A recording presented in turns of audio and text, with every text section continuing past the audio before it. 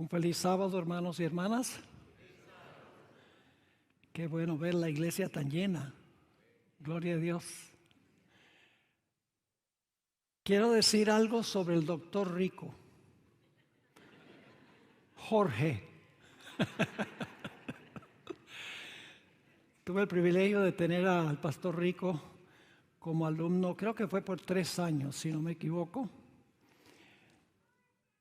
No le vayan a decir nada, pero fue el mejor alumno que tuve. Muy aplicado, muy investigador. Le encantaba estudiar. No puedo decir eso de todos los alumnos. Y ha sobrepasado grandemente al profesor, porque tiene 2 doctorados y a mí no me han proporcionado ninguno.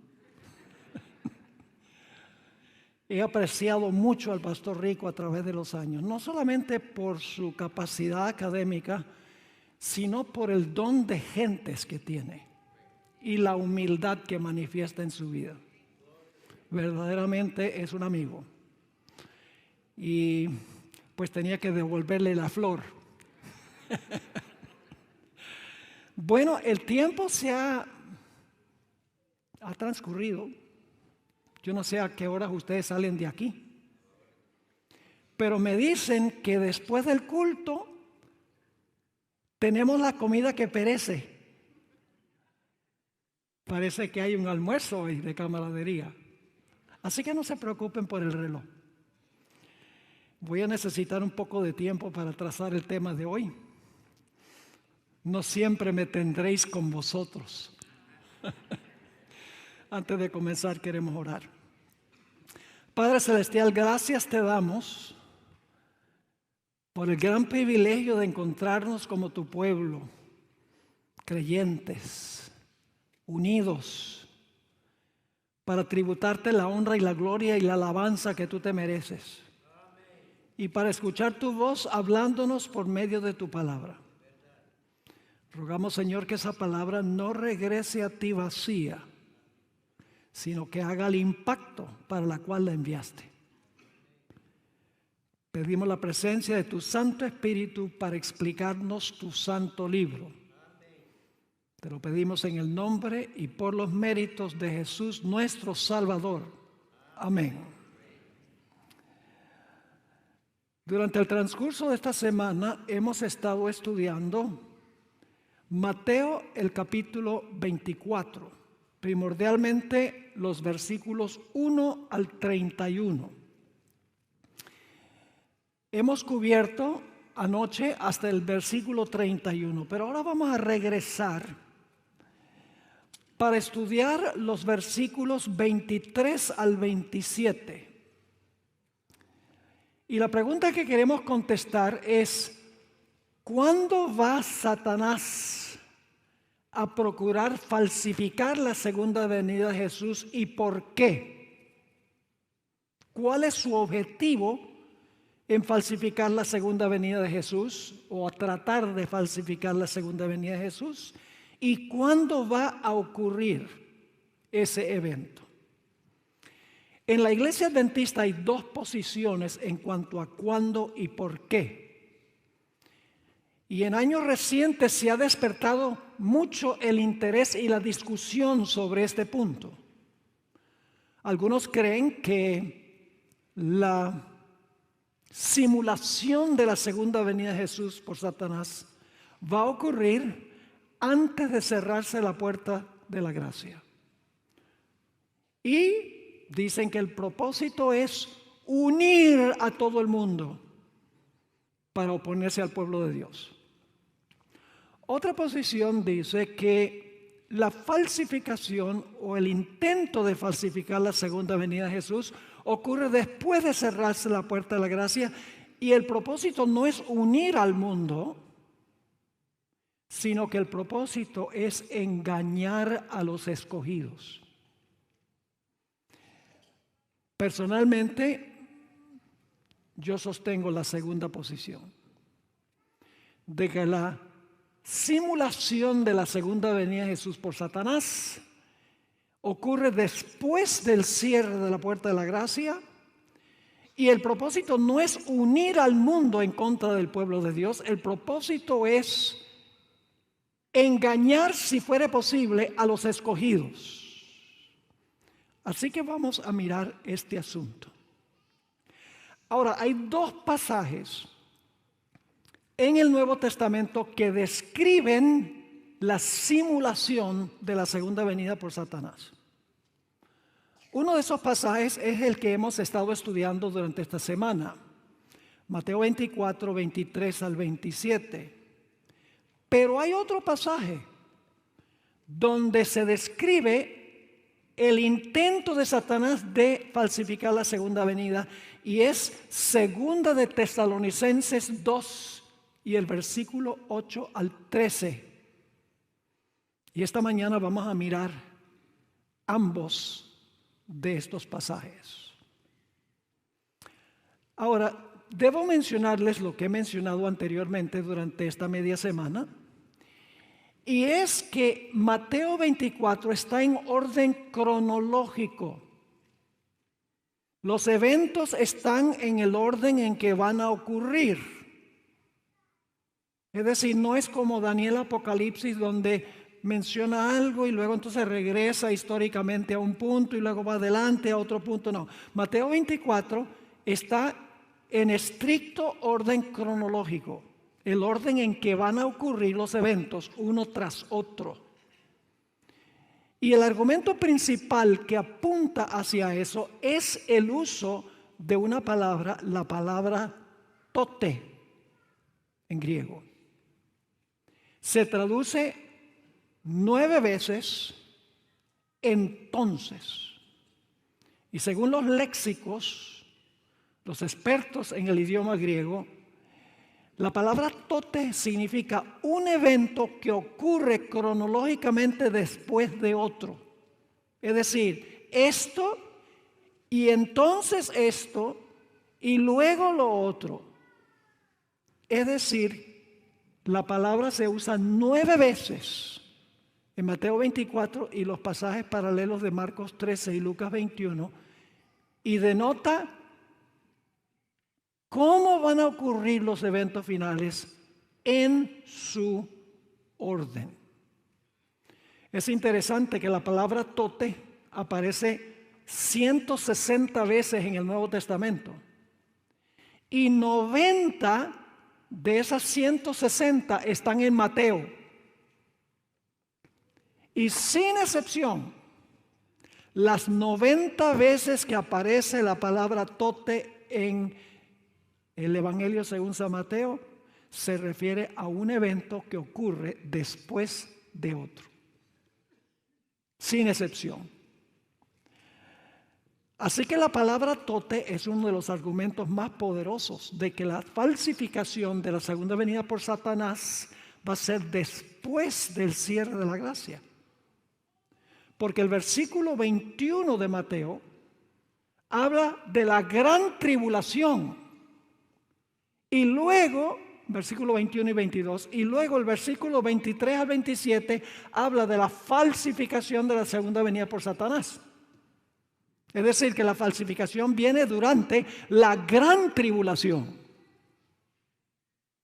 ¿Y cómo sabemos que la gran tribulación ocurre después del cierre de la gracia? Como les mencioné durante el transcurso de la media semana, la palabra tribulación aparece 2 veces en Mateo 24. La primera vez aparece en el versículo 9, a donde aparece sin calificativo. Sencillamente dice: tendréis tribulación, o seréis aborrecidos por todas las naciones. Algunos de vosotros matarán. Tiene que ser antes de cerrarse la puerta de la gracia, porque después de cerrarse la puerta no va a haber mártires. Así que la palabra tribulación en el versículo 9 describe el tiempo de angustia previo, un corto tiempo de angustia antes de cerrarse la puerta de la gracia.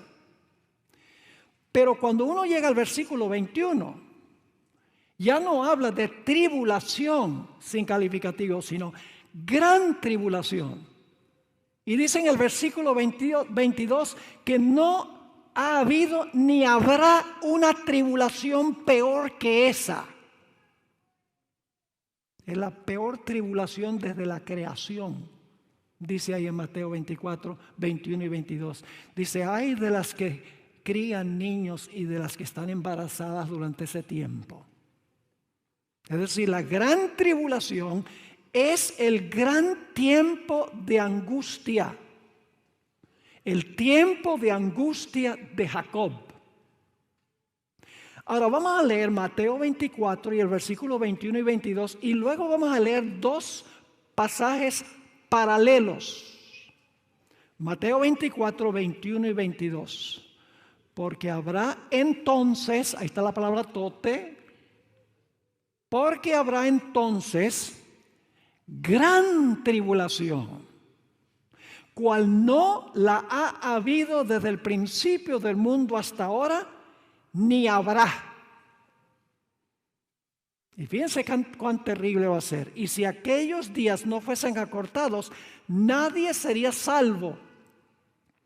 Mas por causa de los escogidos, aquellos días serán acortados, porque los escogidos van a ser librados del tiempo de angustia. Ahora, hay otro texto que tiene los mismos elementos. Fíjense que tiene tres elementos. Uno, dice, es la tribulación peor que jamás haya habido. Tribulación, grande tribulación, la peor de la historia y los escogidos van a ser librados. Ahora vamos al libro de Jeremías, capítulos 30, y vamos a leer el versículo 7 para ver si tenemos los mismos elementos. En Jeremías 30 y el versículo 7 está hablando del tiempo de angustia de Jacob. Yo pregunto, ¿el tiempo de angustia de Jacob es antes o después de cerrarse la puerta de la gracia? Después.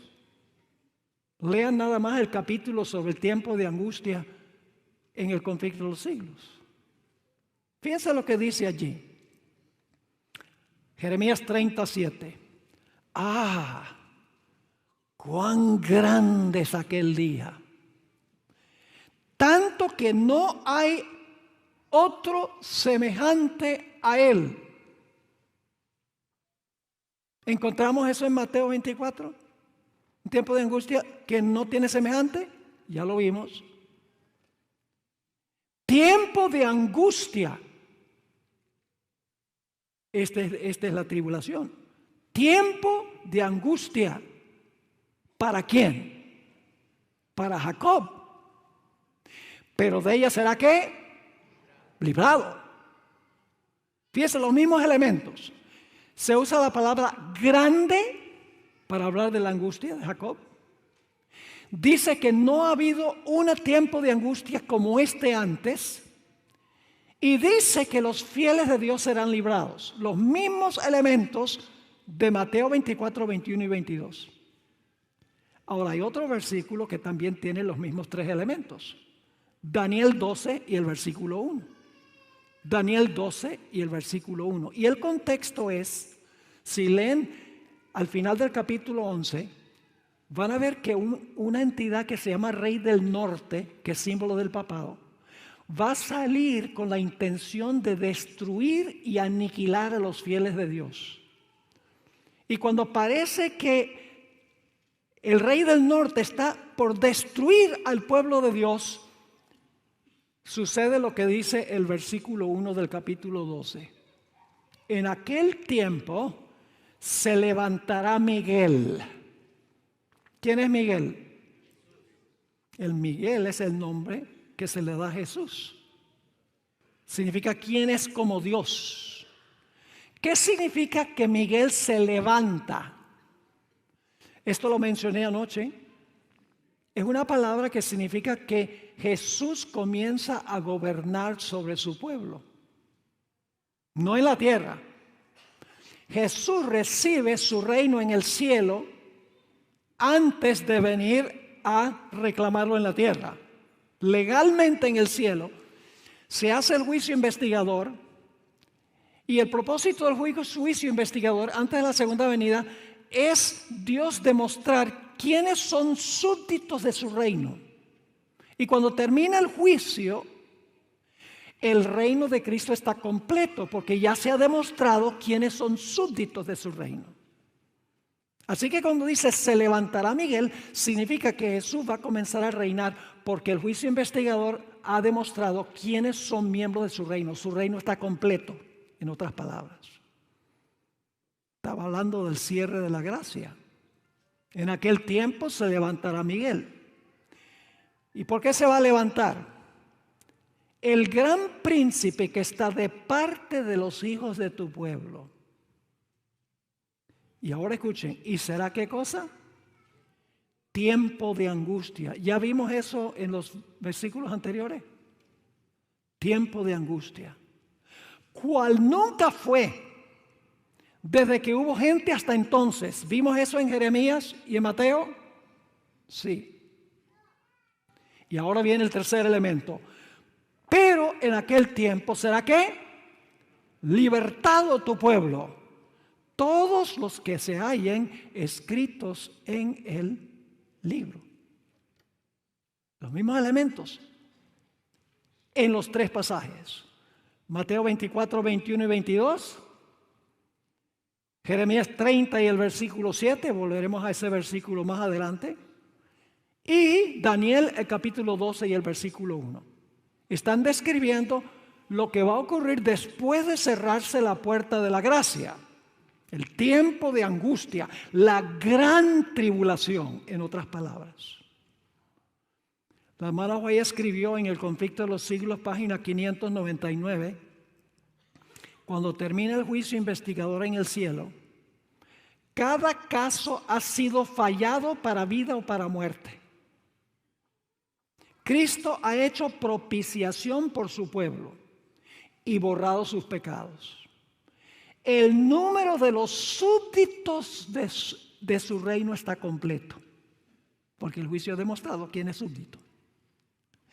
Y luego dice, el reino y el señorío y la majestad de los reinos debajo de todo el cielo están a punto de ser dados a los herederos de la salvación, y Jesús ha de reinar como Rey de Reyes y Señor de Señores. Hay otro versículo que usa la expresión gran tribulación, y este es muy importante. Apocalipsis 7 y el versículo 14. Apocalipsis 7 y el versículo 14. Usa también la expresión gran tribulación. Y quiero mostrarles la interpretación que da el espíritu de profecía de este texto. Dice en Apocalipsis 7, 14, de una gran muchedumbre que nadie podía contar. Yo le dije, Señor, ¿tú sabes quiénes son estos? Y él me dijo, estos son los que han salido ¿de qué? De la gran tribulación. Y han lavado sus ropas y las han emblanquecido en la sangre del Cordero. Un grupo que sale de la gran tribulación. Ahora, ¿cuándo vive ese grupo que sale de la gran tribulación? Conflicto de los siglos 630. Escuchen con cuidado. La hermana White cita este versículo. Comienza la cita, estos son los que han venido de grande tribulación. Ahora, ¿quiénes son? Han pasado por el tiempo de angustia, cual nunca ha sido desde que ha habido nación. Han sentido la angustia del tiempo de la aflicción de Jacob. Han estado sin intercesor durante el derramamiento final de los juicios de Dios. ¿Cuál es el derramamiento final? Las plagas. Y luego cita la última parte del versículo, pero han sido librados, pues han lavado sus ropas y las han blanqueado en la sangre del Cordero. ¿Cuándo viven los que pasan por la gran tribulación? Durante el tiempo cuando no hay intercesor, cuando se están derramando las plagas, cuando el pueblo de Dios está pasando por la angustia de Jacob. Ahora fíjense un detalle muy interesante. La palabra tribulación aparece muchas veces en el Nuevo Testamento. Pero Apocalipsis 7:14 es el único versículo a donde el artículo definido está antes de la palabra grande y antes de la palabra tribulación. En realidad, en el griego no dice gran tribulación, dice la tribulación, la grande. Es decir, esta es una tribulación en particular, distinto a cualquier otra tribulación, porque es la tribulación, la grande. El artículo definido está antes de cada una de las palabras. Y es el único lugar en el Nuevo Testamento a donde la palabra tribulación aparece con el artículo definido antes de cada una de las palabras. Ahora, otro punto importante es que Mateo 24 no fue escrito primordialmente para gente secular. Mateo 24 no fue escrito para los mundanos. Como hemos visto esta semana, el propósito de Mateo 24 es prevenir a los fieles de ser engañados por Satanás. Por eso comienza Mateo 24:4, Jesús hablando a sus discípulos dice: mirad que nadie os engañe a ustedes. Y habla de la señal que los fieles van a ver. Los infieles ni siquiera se van a dar cuenta cuál es la señal. Pero eso dice, cuando ustedes vean la señal, huyan. Solo los fieles pueden entender la señal. Además de eso, hay varias parábolas después de los versículos que hemos estudiado durante esta semana. Y esas parábolas se aplican a los creyentes, no a los mundanos. Por ejemplo, la parábola del siervo fiel y el siervo infiel. Pregunto, ¿los dos siervos profesaban servir a Jesús? Sí, pero uno de los que profesaba servir a Jesús era infiel. Luego tenemos la parábola de las 10 vírgenes. Todas las 10 vírgenes profesaban ser creyentes. Todas tenían lámpara.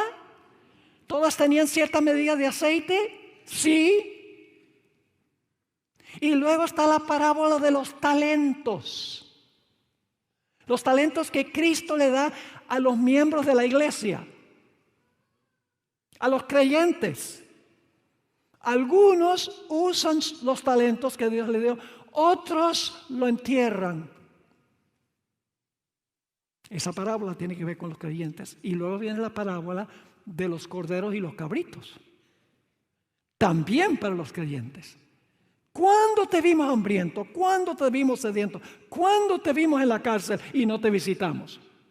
Eran creyentes, pero sin piedad práctica. Mateo 24 fue escrito especialmente para creyentes. Y Satanás va a falsificar la segunda venida no para engañar al mundo, porque en el tiempo de angustia el mundo ya está engañado. Cuando se cierra la puerta de la gracia, todos los impíos están en el lado de Satanás, engañados por él, empedernidos. Satanás ya no tiene que engañarlos después del cierre de la gracia, porque ya los tiene engañados. ¿Quiénes son los que no ha podido engañar? A los escogidos. Ahora fíjense esta porción donde la hermana White describe ¿por qué Satanás falsifica o trata de falsificar la segunda venida? Conflicto en los siglos 609. Además, no se le permitirá a Satanás falsificar la manera en que vendrá Jesús.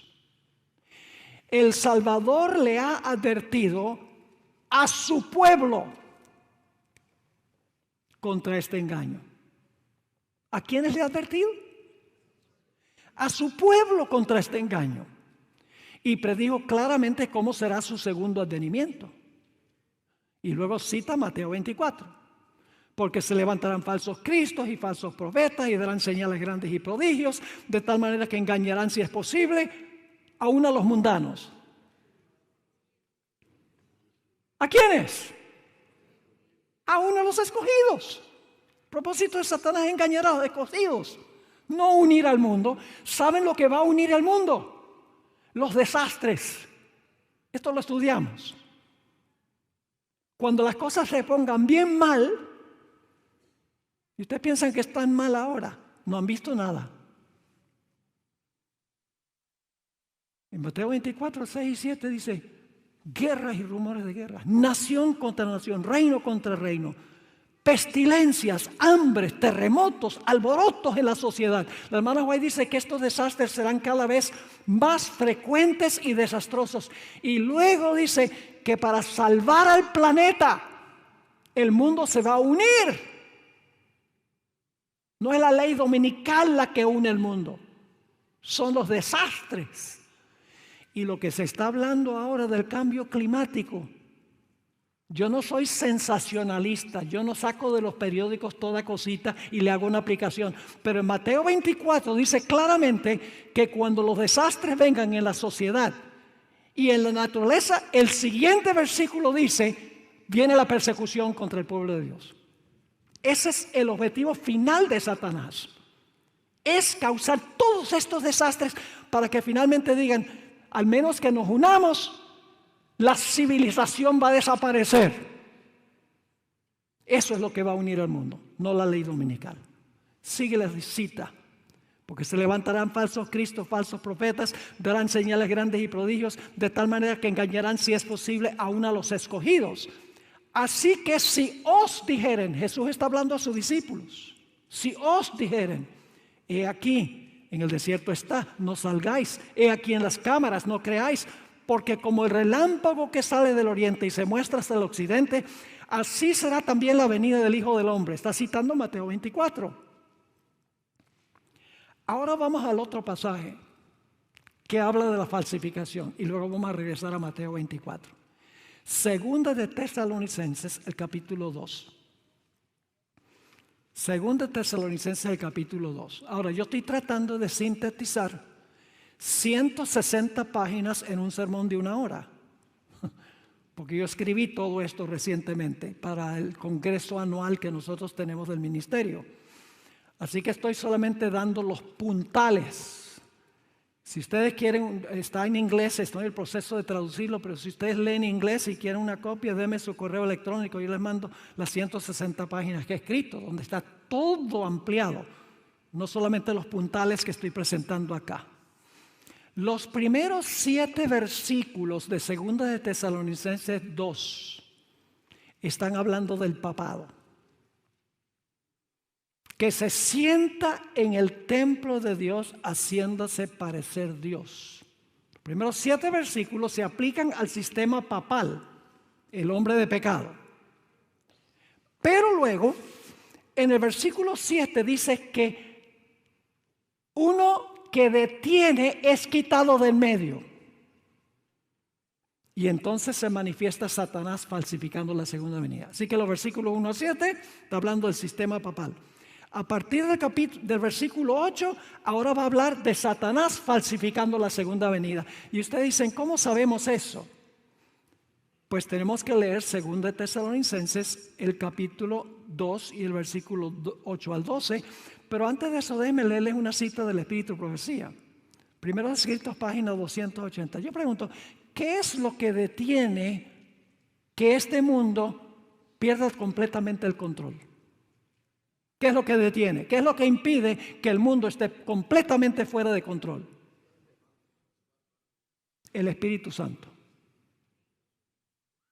Los ángeles que retienen los vientos, ¿sí o no? ¿Qué va a pasar cuando se cierra la puerta de la gracia? El Espíritu Santo que restringe no va a restringir más. Va a ser quitado del medio. Y entonces viene el caos. Y el versículo 7 dice que uno que detiene va a ser quitado del medio, que es el Espíritu Santo. Y luego entonces viene el intento de Satanás de falsificar la segunda venida. Noten lo que dice el Espíritu de Profecía, Primeros Escritos, página 280. Mientras Jesús estuvo parado entre Dios y el pecador, la gente tuvo un freno. La hermana White usa la palabra restraint. estaba restringido. Pero cuando dejó de estar entre el hombre y el Padre, que es el cierre de la gracia, el freno fue quitado. El que detiene, el Espíritu Santo que detiene, es quitado. Y luego dice, y Satanás tuvo completo dominio sobre los finalmente impenitentes. Satanás ahora no tiene total control sobre los impenitentes.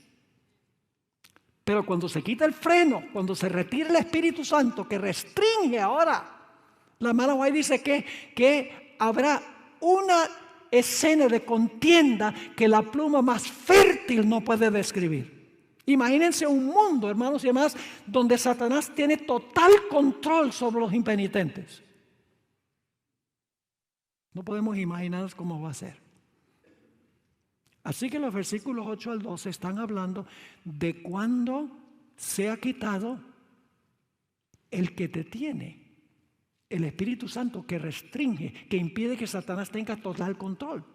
Y entonces viene la falsificación de Satanás. Noten el versículo 8. Y entonces, ¿a que no adivinan qué palabra griega es esa? Tote.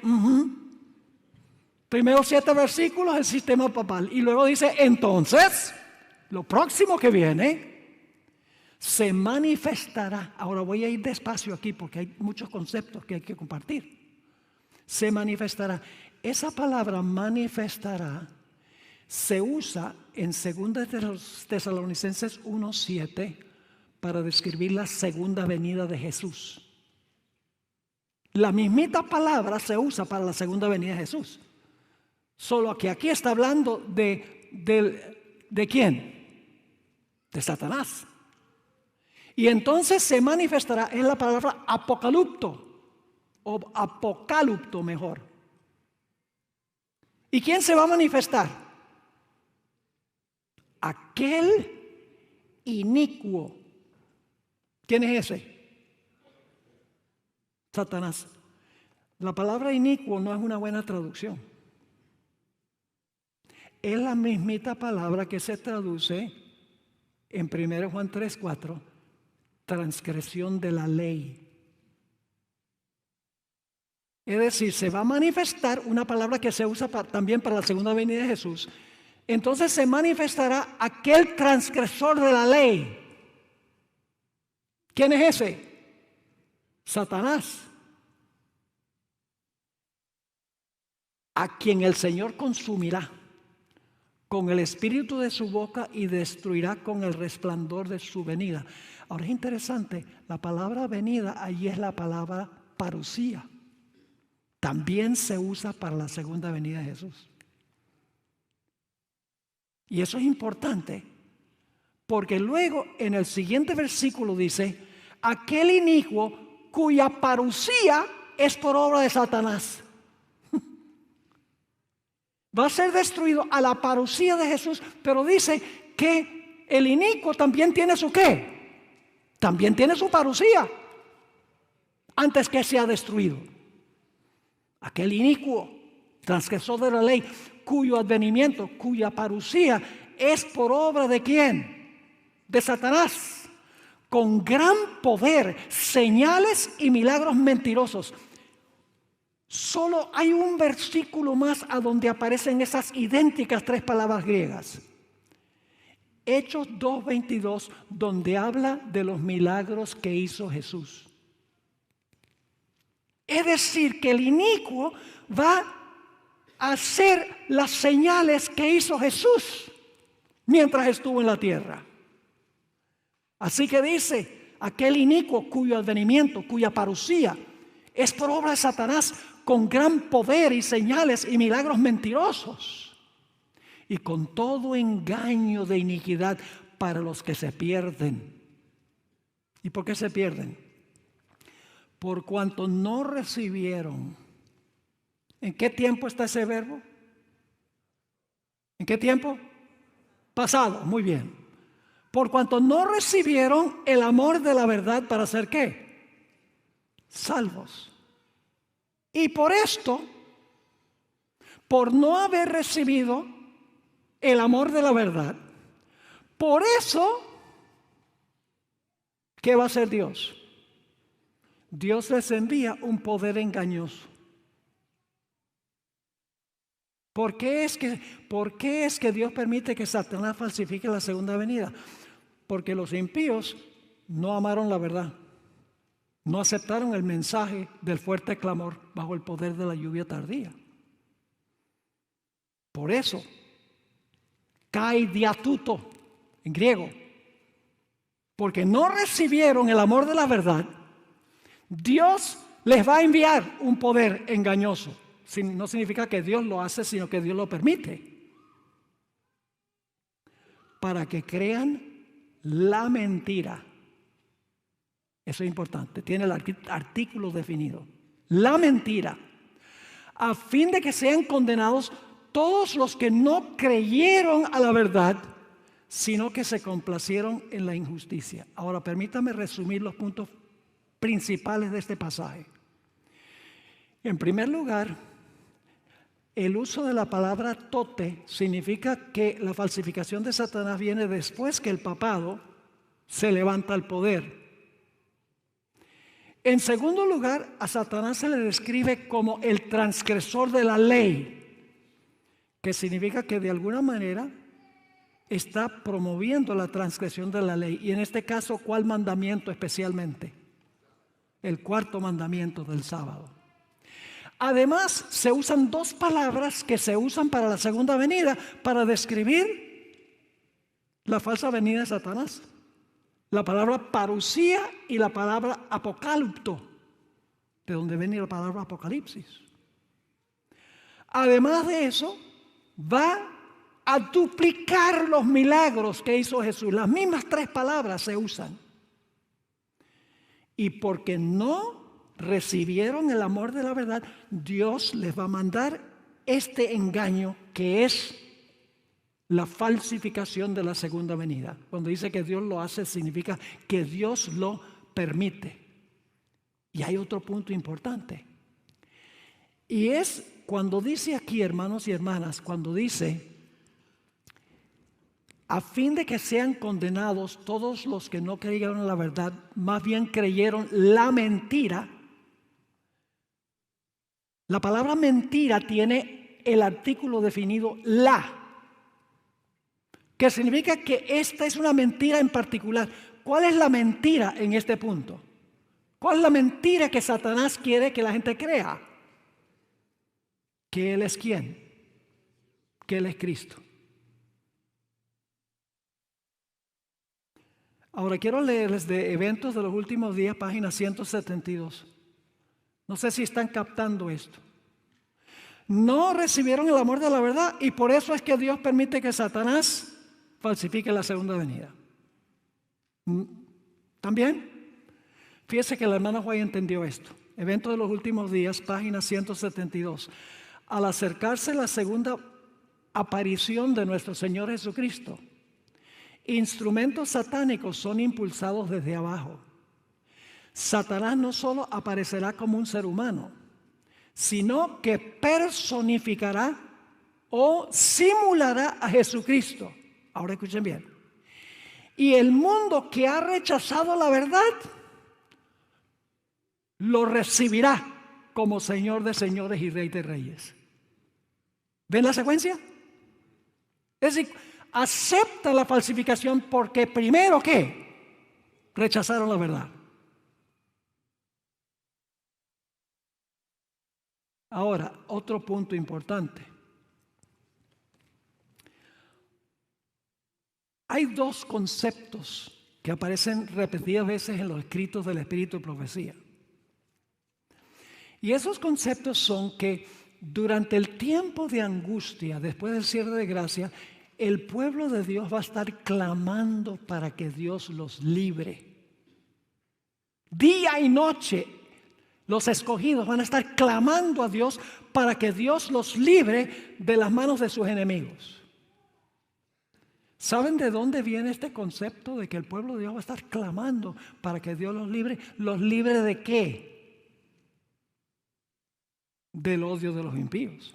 ¿Saben de dónde viene todo esto? de la historia de Jacob y Esaú. ¿Recuerdan que cuando Jacob estaba regresando a casa, escuchó que Esaú, su hermano, venía con 400 hombres armados hasta los dientes, con el fin de matarlo con todos los que venían con él? Y ahora quiero leer Génesis 32 y el versículo 6 en adelante, para que ustedes capten esto. Y los mensajeros volvieron a Jacob diciendo: vinimos a tu hermano Esaú, y él también vino a recibirte, y 400 hombres con él. ¿Y cómo reacciona Jacob cuando escucha la noticia de que su hermano amigo viene en contra de él? Entonces Jacob tuvo gran temor y se angustió. Por eso se conoce como el tiempo de angustia ¿de quién? De Jacob. Y distribuyó al pueblo que tenía consigo, y las ovejas y las vacas, los camellos, en 2 campamentos. Y dijo: si viene Esaú contra un campamento y lo ataca, el otro campamento escapará. ¿Y ahora qué hace Jacob? Clama a Dios que lo libre de la ira de su hermano durante su tiempo de angustia.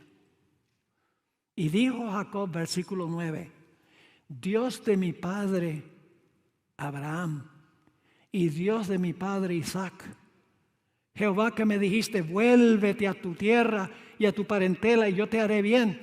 Menor soy que todas las misericordias y que toda la verdad que has usado para con tu siervo, pues con mi cayado pasé este Jordán, y ahora estoy sobre 2 campamentos. Y luego, ¿cuál es la siguiente palabra?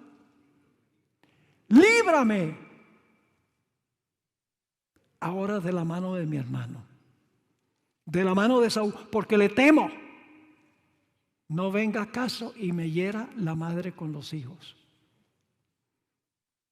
Jacob está clamando para que Dios lo libre de la ira de su hermano.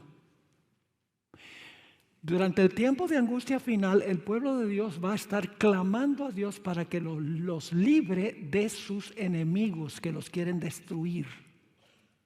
Ese es el paralelo. Ahora vamos a Jeremías 30 y el versículo 5 hasta el versículo 9. Aquí se amplía más este tiempo de angustia después del cierre de gracia. El punto que quiero que noten, hermanos y hermanas, es que los santos claman a Dios para que Dios los libre después del cierre de la gracia. Recuerden eso, porque vamos a volver a eso antes de terminar hoy. ¿Cuándo está clamando el pueblo de Dios? Como Jacob, después del cierre de la gracia. ¿Y por qué están clamando? Para que Dios los libre de los que los quieren destruir. Ahora, Jeremías 35 al 9 describe más vívidamente este periodo de angustia. Porque así ha dicho Jehová: hemos oído voz de temblor. Aquí está clamando Jacob, de espanto y no de paz. Inquirid ahora y mirad si el varón da a luz, porque he visto que todo hombre tenía las manos sobre sus lomos como mujer que está de parto, y se han vuelto pálidos todos sus rostros.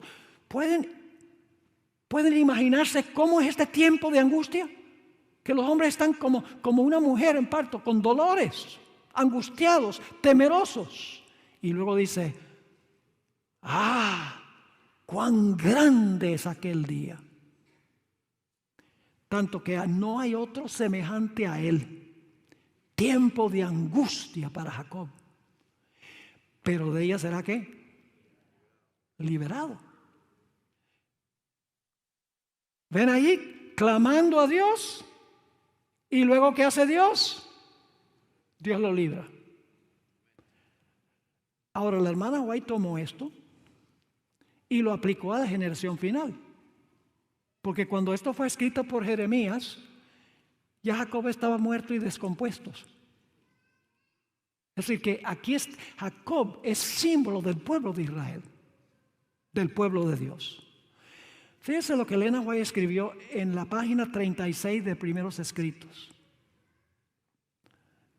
Vi que los 4 ángeles iban a retener los vientos. Eso es lo que retiene. Mientras no estuviese terminada la obra de Jesús en el santuario. y que entonces caerían las 7 postreras plagas. Las plagas enfurecieron a los malvados contra los justos. Está Esaú contra Jacob, el simbolismo. Pues los primeros pensaron que habíamos atraído los juicios de Dios sobre ellos y que si podían raernos de la tierra, las plagas se detendrían. Se promulgó un decreto para matar a los santos. Eso es después del cierre de la gracia. Ahora, ¿qué pasó cuando se proclamó el decreto? Lo cual los hizo clamar día y noche por su liberación. ¿Cuándo es que el pueblo de Dios clama? ¿Antes o después del tiempo de angustia? ¿Antes o después del cierre de gracia? Después. Y luego ella explica, este fue el tiempo de angustia de Jacob. Entonces todos los santos clamaron en angustia de espíritu y fueron libertados por la voz de Dios. Recuerden que el contexto de clamar y de ser librados es el tiempo de angustia de Jacob después del cierre de la gracia. Muy importante eso. En otra cita que encontramos en 1 Escritos 4:27, debe ser 3:27. Fíjense la cantidad de veces que la hermana White usa la palabra librar. El tiempo de angustia fue una hora de tremenda y terrible agonía para los santos. De día y de noche clamaban a Dios para que los librara. A juzgar por las apariencias, no había posibilidad de escapar. Los impíos ya habían comenzado a triunfar y exclamaban, ¿por qué no os libra Dios de nuestras manos? ¿Por qué no os levantáis y salváis vuestra vida? Pero los santos no los escucharon. Como Jacob estaban luchando con Dios. Los ángeles anhelaban librarlos, pero debían esperar un poco más. El pueblo de Dios debía beber el cáliz y ser bautizado con el bautismo. Los ángeles, fieles a su misión, siguieron velando. Dios no iba a permitir que su nombre fuera deshonrado entre los paganos. Ya casi había llegado el tiempo cuando iba a manifestar Dios su formidable poder para librar gloriosamente a sus santos. Para honra de su nombre iba a librar a todos los que habían esperado pacientemente y cuyos nombres estaban escritos en el libro. Durante este tiempo es que se cumple la parábola de la viuda persistente. ¿Recuerdan la parábola de la viuda persistente? Donde una viuda, el enemigo, el adversario le había quitado todo. La había dejado en la calle. Y ella fue a un juez y le clamó al juez, le dijo, hazme justicia. Y por un tiempo, ¿qué hizo el juez? El juez no se demoró. No le hizo justicia. Pero finalmente le hizo justicia, ¿sí o no? Sí. Esta parábola se aplica a este periodo después del cierre de la gracia. Quiero leerles cómo la hermana White explica, porque ustedes miran el contexto de esta parábola. Inmediatamente antes de la parábola, Jesús dice, como en los días de Noé, así será la venida del Hijo del Hombre. Como fue en los días de Lot, así será la venida del Hijo del Hombre. Así viene inmediatamente antes de comenzar la parábola. Y al final de la parábola termina, cuando venga el Hijo del Hombre, ¿hallará fe en la tierra? ¿En qué época se aplica entonces esta parábola especialmente? Inmediatamente antes de la segunda venida. La hermana White lo entendió. Palabras de vida del Gran Maestro, página 129. Cristo había estado hablando del periodo que transcurriría justo antes de la segunda venida y de los peligros por los cuales deberían pasar sus seguidores. Con referencia especial a ese tiempo, relató la parábola sobre que es necesario orar siempre y no desmayar. Y la hermana White también aplicó la parábola al tiempo de angustia de Jacob después del cierre de la gracia. Quiero que este punto quede recalcado por una razón que veremos en unos momentos. Conflicto de los siglos, página 614. El pueblo de Dios tiene que beber la copa y ser bautizado con el bautismo. La misma demora, como el juez demoró en contestarle a la viuda, la misma demora que es tan penosa para ellos es la mejor respuesta a sus oraciones. Mientras procuran esperar con confianza que el Señor obre, son inducidos a ejercitar su fe, esperanza y paciencia, como no lo hicieron durante su experiencia religiosa anterior. Sin embargo, el tiempo de angustia será acortado. ¿De dónde viene ese lenguaje?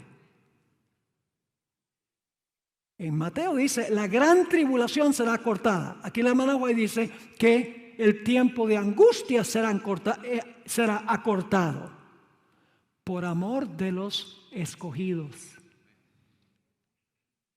¿Y acaso Dios no defenderá la causa de sus escogidos que claman a Él día y noche? Os digo, defenderá su causa presto. La hermana White en el capítulo La liberación del pueblo de Dios describe el momento cuando los impíos están a punto de destruir al pueblo de Dios, de ejecutar el decreto de muerte. En la página 619 escribió: el pueblo de Dios, algunos en las celdas de las cárceles, otros escondidos en ignorados escondrijos de bosques y montañas, invocan. ¿Qué significa invocar? Clamar. Invocan aún la protección divina, mientras que por todas partes compañías de hombres armados como Esaú, instigados por legiones de ángeles malos, se disponen a emprender la obra de muerte. Entonces, en la hora de supremo apuro, es cuando Dios, el Dios de Israel, intervendrá para librar a sus escogidos. ¿Cuándo es que los escogidos claman a Dios? Durante el tiempo de angustia de Jacob, después que se cierra la puerta de la gracia. ¿Cuándo es que Dios los libra? Ya al final del tiempo de angustia. Y eso lo recalco por una razón que veremos en unos momentos. Porque el espíritu de profecía nos dice cuándo y por qué Satanás va a falsificar la segunda venida. Conflicto de los siglos 603. Así como Satanás influyó en Esaú para que marchase contra Jacob, así también instigará a los impíos para que destruyan al pueblo de Dios en el tiempo de angustia. Como acusó a Jacob, acusará también al pueblo de Dios. Ahora escuchen esto. Cuenta a las multitudes del mundo entre sus súbditos. Escuchen bien. Pero la pequeña compañía de los que guardan los mandamientos de Dios resisten su supremacía. ¿Dónde está el problema durante los tiempos de angustia? ¿Con los impíos? Ya están en el campamento de Satanás. Luego dice, si pudiese desarraigarlos de la tierra, su triunfo sería completo. El propósito de la falsificación de la segunda venida no es engañar al mundo con la ley dominical. El propósito es que Satanás no ha podido conquistar a un grupito. Y él cree que simulando la segunda venida los va a poder engañar. Y claro, como mencioné anoche, no faltan detractores de este concepto. Dicen, pero pastor, ¿de qué le vale a Satanás falsificar la segunda venida para tratar de engañar a los escogidos si Satanás sabe que no los va a poder engañar? ¿De qué le vale? Bueno, permítame leerles una cita muy interesante del Espíritu de Profecía. Satanás no sabe que los casos de los justos han sido sellados en el santuario celestial. Lo sospecha, pero no lo sabe. Conflicto de los siglos 603. Satanás ve que los ángeles protegen a los que guardan los mandamientos de Dios e infiere que sus pecados le han sido perdonados, pero no sabe que sus casos ya han sido decididos en el santuario celestial. Lo sospecha, pero no lo sabe. Dice, puede ser que simulando la segunda venida los puedo engañar. Pero supongamos que Satanás supiera ya quiénes están sellados. ¿Ustedes creen que se va a rendir y va a decir, bueno, la Biblia dice que no puedo, así que, ¿qué voy a hacer? No, como mencionaba anoche, el diablo es el diablo. Él cree que puede contrariar lo que Dios dice. Y el ejemplo clásico de esto es después del milenio. ¿Ustedes creen que Satanás sabe que no va a poder conquistar la ciudad? Después del milenio, cuando resucitan todos los impíos, se organizan militarmente para atacar la ciudad. ¿Ustedes creen que Satanás sabe que no va a poder? Acá en la cabeza lo sabe, y si no lo sabe no es muy inteligente. Porque lo único que tiene que hacer es leer Apocalipsis 20, donde dice que descendió fuego del cielo y lo consumió. Pero Satanás, cuando resucitan todos los impíos, él dice, wow, yo sé que Dios dice que no voy a poder, pero aquí hay mucha gente. Porque el diablo es el diablo. Ahora yo pregunto, ¿serán engañados los escogidos? No. ¿Cómo sabemos que los escogidos no van a ser engañados por la simulación de la segunda venida? Muy sencillo, porque en el versículo 31 de Mateo 24 dice que cuando Cristo venga va a recoger a sus escogidos. Pues si va a recoger a los escogidos no los pudo engañar el diablo.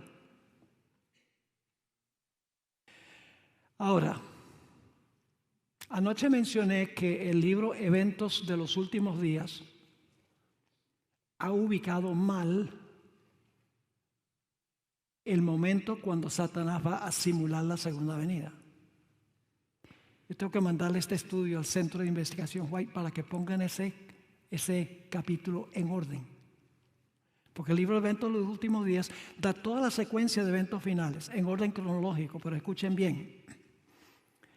En el libro Eventos de los Últimos Días, la simulación de la segunda venida se coloca en un capítulo antes del zarandeo, de la lluvia tardía, del fuerte clamor, del sellamiento, del cierre de la gracia y de las 7 plagas. Lo coloca antes de todo eso. Pero la Biblia y el Espíritu de Profecía dejan muy en claro que es después de todo eso. Mateo 24. Primero 20 versículos, ya los estudiamos. Es durante el tiempo de gracia. Ahora, necesitamos traer esto a un fin. Le voy a resumir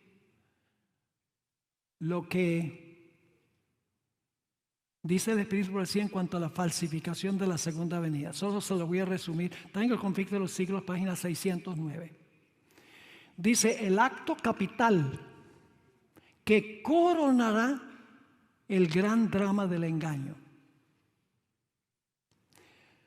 Dice, simulará que Cristo ha venido por segunda vez.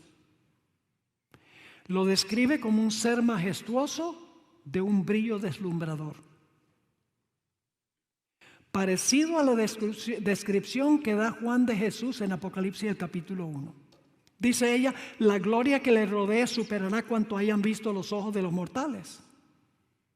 Los impíos van a decir, Cristo ha venido, Cristo ha venido. Satanás va a levantar las manos y pronunciar una bendición, como lo hacía Cristo cuando estuvo en la tierra.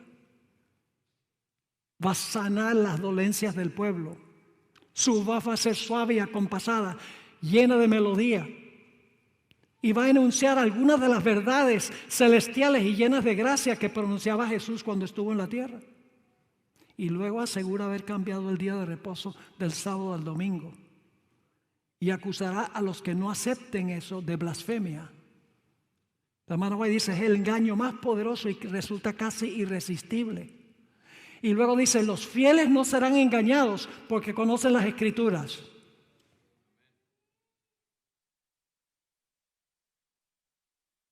Ahora escuchen esta cita del Espíritu Profecía.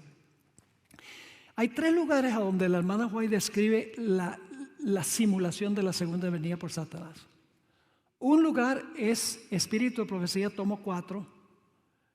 donde ella describe cómo se verá Satanás y qué hará Satanás cuando simule la segunda venida. Luego, básicamente lo mismo se encuentra en el conflicto de los siglos. Pero hay un manuscrito, el manuscrito 16 de 1884, que agrega muchos detalles que no están en Espíritu y Profecía, tomo 4, y no están tampoco en el conflicto de los siglos. Quiero leerles de ese manuscrito lo siguiente. Satanás ve que está por perder su caso. Ahora, ¿cuál caso? No puede cautivar a todo el mundo. ¿Cómo es que Satanás ve que está perdiendo su caso? No puede arrastrar a todo el mundo. ¿A quiénes no puede arrastrar? A los escogidos. Y ahora escuchen. Hace un último desesperado esfuerzo para vencer a los fieles. ¿Cómo? ¿Para vencer a quiénes? Su enfoque no son los impíos.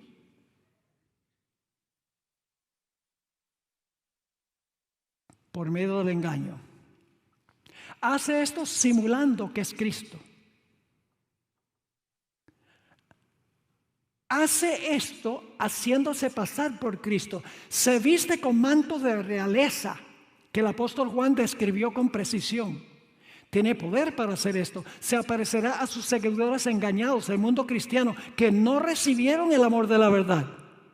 Se aparece porque no recibieron el amor de la verdad, pero se deleitaron en la injusticia. Se presenta como Cristo en su segunda venida. Proclama que es Cristo y creen que es Cristo. Un ser hermoso y majestuoso que se viste de majestad, con voz suave y placentera, con una gloria que superará cuanto hayan visto los hombres, ojos de los mortales. La misma descripción del conflicto de los siglos. Pero ahora hay un punto muy importante. Y esta es la razón por la cual yo dediqué tanto tiempo al clamor y la liberación. Nosotros podemos saber exactamente cuándo Satanás va a falsificar la segunda venida y por qué. Está en el manuscrito 16 de 1884. Fíjense lo que dice la sierva del Señor. Un esfuerzo más y se materializará el último engaño de Satanás.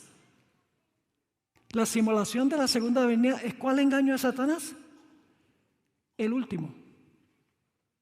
Esa es otra razón por la cual yo no creo que esto suceda antes de la lluvia tardía y el fuerte clamor. ¿Acaso que si es antes de la lluvia tardía y el fuerte clamor, Satanás no tiene más engaños después de eso?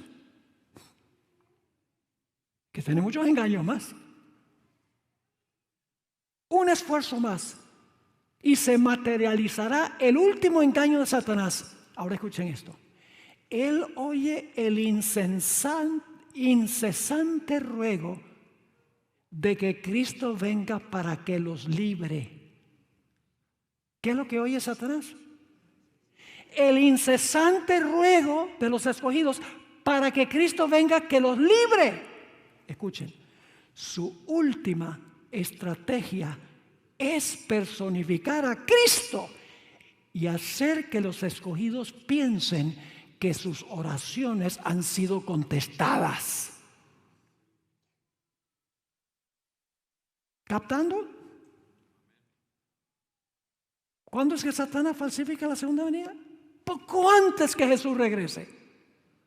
Supuestamente para decirle a los escogidos que están clamando para que Dios los libre, Satanás falsifica la segunda venida y dice: he venido para contestar sus oraciones. Por eso la hermana White lo llamó The Almost Overmastering Delusion. Un engaño fatal.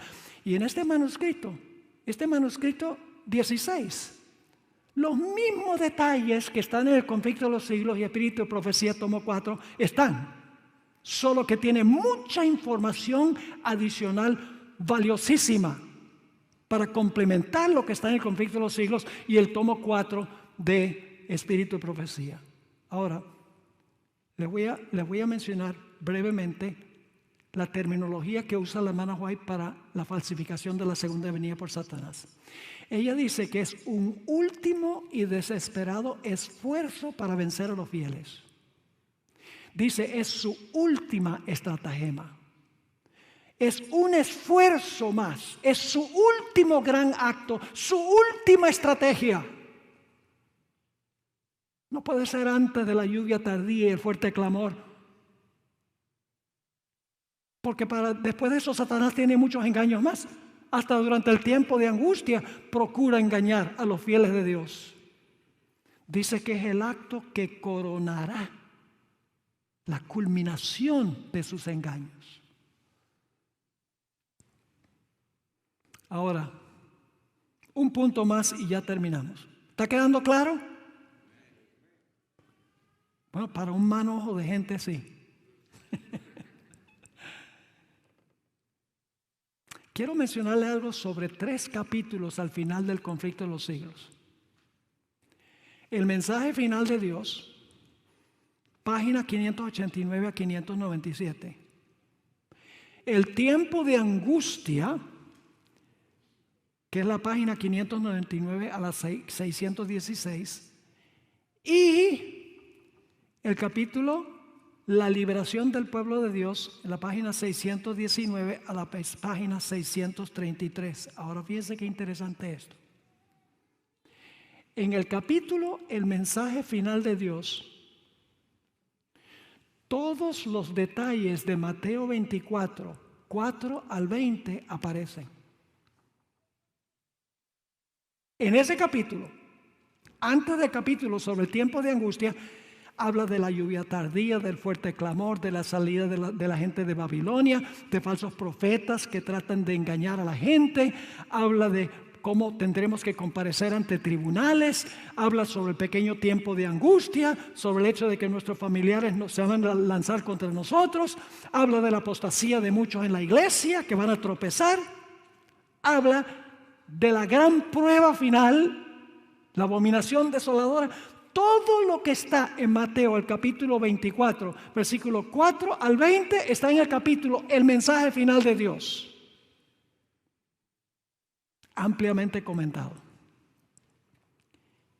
En el siguiente capítulo, el tiempo de angustia,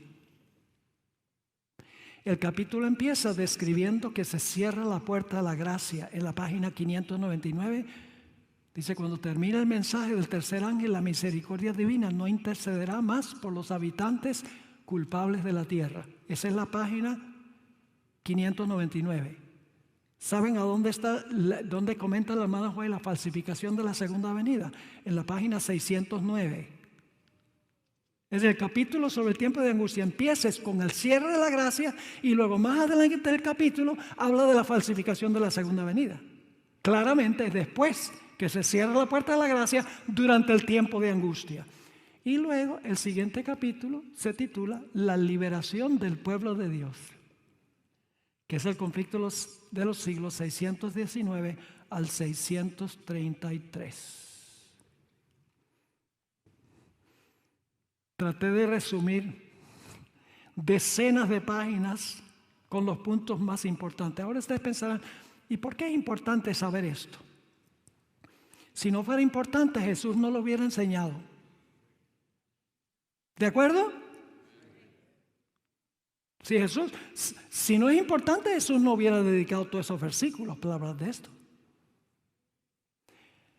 El problema con creer que esto va a pasar antes del cierre de gracia es que algunos adventistas van a decir, bueno, yo voy a seguir viviendo mi vida.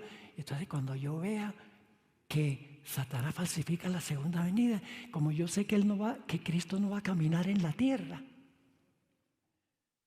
como yo sé que Él va a quedar en las nubes y Satanás está caminando sobre la tierra, en ese momento voy a decir, yo soy tuyo, Señor.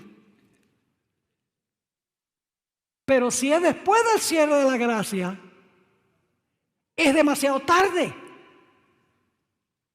¿Me están entendiendo la importancia? Ahora, hermanos y hermanas, por nada en el mundo se pierdan la presentación de las 3. Porque voy a hablar sobre la única forma como podemos protegernos de estos engaños de Satanás en los últimos días. Vamos a tener un estudio tremendo. Vamos a hablar sobre el posmodernismo. ¿Sabe lo que es el posmodernismo?